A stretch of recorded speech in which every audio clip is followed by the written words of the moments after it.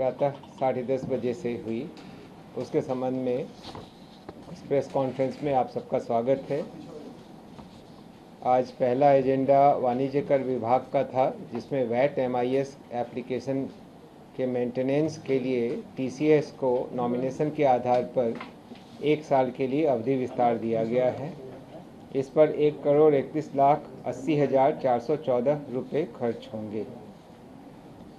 दूसरा एजेंडा वित्त विभाग का था। वित्तीय वर्ष 26-27 में राज्य सरकार द्वारा 72,901,30,97,000 रुपये के ऋण उगाही पर स्वीकृति दी गई। इसमें से बाजार ऋण है 64,141,28,20,000 रुपये। तो ये कुल राशि है जो सरकार ऋण के माध्यम से उगाही करेगी। वित्त विभाग के अगले 3 एजेंडा थे। पंचम, षष्ठम एवं सप्तम वेतनमान में वेतन या पेंशन प्राप्त कर रहे राज्य के सरकारी सेवकों एवं पेंशन भोगियों को महंगाई भत्ता एवं राहत के दर में वृद्धि की गई। पंचम वेतनमान वाले में 474% से बढ़ाकर 483% महंगाई भत्ता कर दिया गया। षष्ठम के मामले में 257% के स्थान पर 262% और सप्तम वेतनमान के मामले में 58% के स्थान पर 60% महंगाई राहत का भुगतान की स्वीकृति दी गई। यह 1 जनवरी 2026 के प्रभाव से लागू होगी।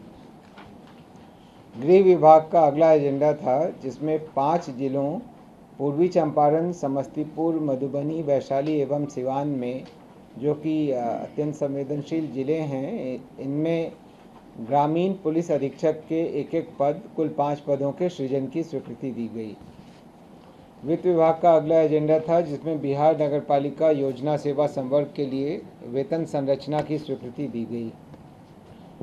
उद्योग विभाग का अगला एजेंडा था, जिसमें औद्योगिक क्षेत्र के विस्तार हेतु वैशाली जिला अंतर्गत 1,243.45 एकड़ रैयती भूमि के आधारभूत संरचना विकास प्राधिकार पटना के माध्यम से अधिग्रहण हेतु प्रक्रियाधीन भूमि में से 100 एकड़ भूमि पर राष्ट्रीय खाद्य प्रौद्योगिकी उद्यमिता एवं प्रबंधन संस्थान निफ्टेम की स्थापना हेतु खाद्य प्रसंस्करण उद्योग मंत्रालय भारत सरकार को निःशुल्क हस्तांतरण की सैद्धांतिक स्वीकृति दी गई तथा उक्त भूमि के चयन हेतु अंतिम निर्णय के लिए निदेशक परिषद आधारभूत संरचना विकास प्राधिकार बिहार पटना को प्राधिकृत किया गया। उद्योग विभाग का अगला एजेंडा था, जिसमें messrs knife private limited dairy plot संख्या A3P1 औद्योगिक क्षेत्र सिकंदरपुर बिहटा क्लस्टर को बिहार औद्योगिक निवेश प्रोत्साहन नियमावली 2016 के नियम 7 के आलोक में वित्तीय प्रोत्साहन क्लियरेंस की स्वीकृति दी गई। उद्योग विभाग का ही अगला एजेंडा था, जिसमें मुख्यमंत्री सूक्ष्म एवं लघु उद्योग क्लस्टर विकास योजना के अंतर्गत सामान्य सुविधा केंद्र की स्थापना हेतु योजना संबंधी उद्योग विभाग के पूर्व निर्गत संकल्प 4,773 दिनांक 28/10/2013 में संशोधन की स्वीकृति दी गई। उद्योग विभाग का ही अगला एजेंडा था, जिसमें उद्योग विभाग के संकल्प ज्ञापांक 3,223 दिनांक 26/8/25 द्वारा निर्गत बिहार औद्योगिक निवेश प्रोत्साहन पैकेज 2025 तथा संकल्प ज्ञापांक 1822 दिनांक 1/9/2016 द्वारा निर्गत बिहार औद्योगिक निवेश प्रोत्साहन नीति 2016 में संशोधन की स्वीकृति दी गई। उच्च शिक्षा विभाग का अगला एजेंडा था, जिसमें 3 प्रखंडों में एक डिग्री महाविद्यालय की स्थापना की स्वीकृति दी गई। महाविद्यालय रहित ये जो अवशेष प्रखंड थे, पश्चिमी चंपारण में 2 थे, पिपरासी एवं भितहा तथा मुंगेर जिला में तेटिया बम्बर थे। इनके नामकरण इत्यादि के साथ और इनके संचालन के लिए प्रति महाविद्यालय शिक्षक एवं शिक्षकेतर कर्मियों के 44 पदों के हिसाब से कुल 132 पदों के सृजन की भी स्वीकृति दी गई। राजस्व एवं भूमि सुधार विभाग 3 प्रखंड हैं। 2 प्रखंड पश्चिमी चंपारण में है, पिपरासी एवं भितहा। 1 प्रखंड मुंगेर जिला अंतर्गत है, टेटिया बम्बर। राजस्व एवं भूमि सुधार विभाग का अगला एजेंडा था, जिसके अंतर्गत लखीसराय जिला में 79.92 एकड़ गैर मजरूआ मालिक जमीन पशुपालन विकास योजना के तहत सीमेन स्टेशन की स्थापना हेतु डेयरी मत्स्य एवं पशु संसाधन विभाग बिहार पटना को अंतर्विभागीय हस्तांतरण की स्वीकृति दी गई। यह निःशुल्क हस्तांतरण होगा।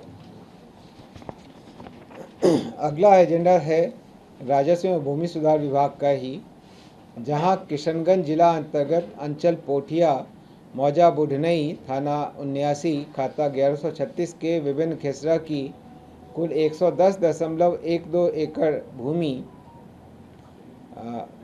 राज्य सरकार के प्रावधानों को शिथिल करते हुए केंद्रीय औद्योगिक सुरक्षा बल के प्रशिक्षण केंद्र की स्थापना हेतु केंद्रीय औद्योगिक सुरक्षा बल CISF गृह मंत्रालय भारत सरकार को निःशुल्क स्थायी हस्तांतरण की स्वीकृति दी गई।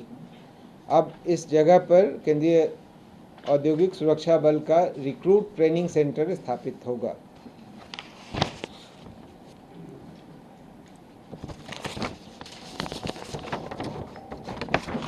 अगला एजेंडा शिक्षा विभाग का था, जिसमें मोहम्मद इरशाद अंसारी, जो तत्कालीन जिला कार्यक्रम पदाधिकारी प्रारंभिक शिक्षा एवं सर्व शिक्षा अभियान थे और संप्रति निलंबित थे, उनके बर्खास्तगी, जो कि सामान्यतः सरकार के अधीन भविष्य में नियोजन के लिए निर्भरता होगी, उस शास्ति पर मंत्रिपरिषद द्वारा स्वीकृति दी गई। उस दंड पर मंत्रिपरिषद द्वारा स्वीकृति दी गई। परिवहन विभाग का अगला एजेंडा था, जिसमें मुख्यमंत्री बिहार पर्यावरण अनुकूल परिवहन रोजगार योजना का गठन और उसके क्रियान्वयन के लिए वित्तीय वर्ष 26-27 के लिए कुल 1,10 करोड़ रुपये 110 करोड़ रुपये मात्र की स्वीकृति दी गई।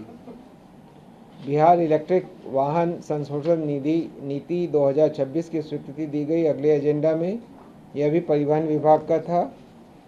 और आखिरी एजेंडा था सूचना प्रौद्योगिकी विभाग का, जिसमें राज्य में आर्टिफिशियल इंटेलिजेंस, पारिस्थितिकी तंत्र, कौशल विकास एवं नवाचार को सुदृढ़ करने हेतु global finance and technology network GFTN Singapore को बिहार वित्त नियमावली संशोधन नियमावली के संगत नियम के तहत नामांकन के आधार पर चयन करने तथा आर्यभट्ट दृष्टि परियोजना के क्रियान्वयन हेतु कुल 209 करोड़ रुपए की प्रशासनिक स्वीकृति दी गई। अगर आपके कुछ प्रश्न हैं तो मैं उनका